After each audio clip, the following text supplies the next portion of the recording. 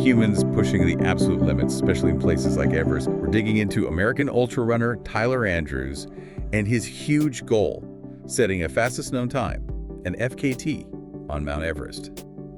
And the kicker, without supplemental oxygen. We'll pull out the key info, what he's trying to do, why it's such a big deal, his strategy. The mission is basically to understand the what, the why, and the how of this Everest speed attempt. Let's do it. So Tyler Andrews, 34, American ultra runner. The goal is Everest FKT South Col route, no supplemental O2, aiming for May 2025. And this isn't his first rodeo at high altitude, is it? He's got form. Oh, definitely not. He already holds speed records on some serious mountains. Manaslu, that's over 26,000 feet. Oh. Then Aconcagua, Cotopaxi, Kilimanjaro too. So, he's built up quite the resume in high altitude FKTs. So he knows the game and the specific Everest record he's gunning for. He's targeting a pretty specific one, Kaji Sherpa's 1998 record.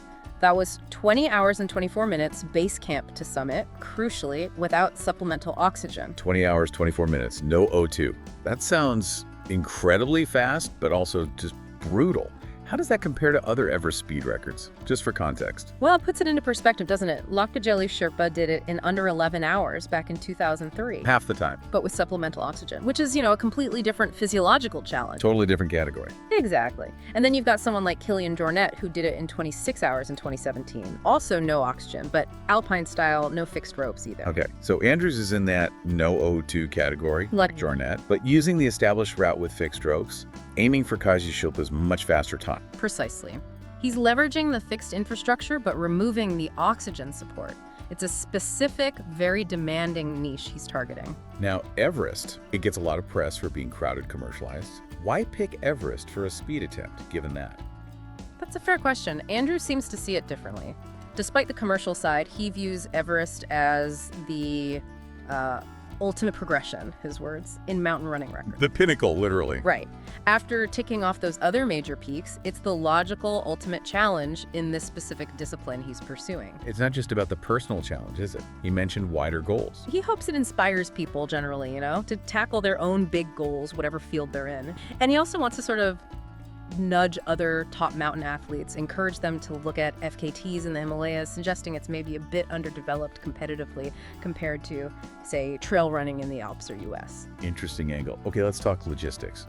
The route South Col, it's about 9.3 miles, but with, over 11,000 feet of gain? 11,434 feet of vertical gain. That's steep. And the biggest non-altitude challenge, sounds like? Other people? The crowds. Definitely a major factor. Congestion is a real risk, especially on summit days.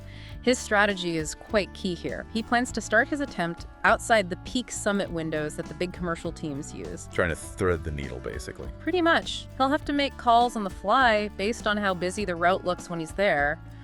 Avoiding bottlenecks is critical for speed. So it's physical, but also tactical navigation. Is he doing this solo or with support? He's got support. Crucial support, actually. Dawa Stephen Sherpa, who he worked with on his Manaslu FKT, is handling logistics, permits all that vital background stuff. Okay. And then his friend Chris Fisher is planning to pace him through the Khumbu icefall. Ah, the icefall. That's notoriously sketchy, isn't it? Having a pacer there makes sense. It's one of the most objectively dangerous parts of the route. Having support there, someone to move with, is a smart move.